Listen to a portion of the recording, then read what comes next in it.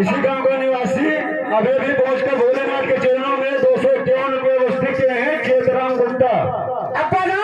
बोलो बोलो। चुम्मा ले तब इनका पटकर ताले और ताले में मर मच्छी तब इनके खोलो कच्छी।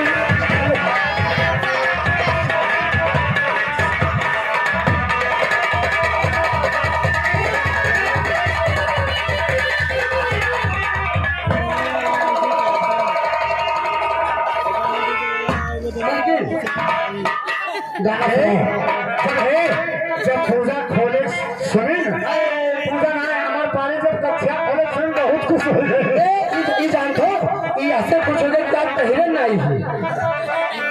चलो गाना गाओ गाना सुनाओ।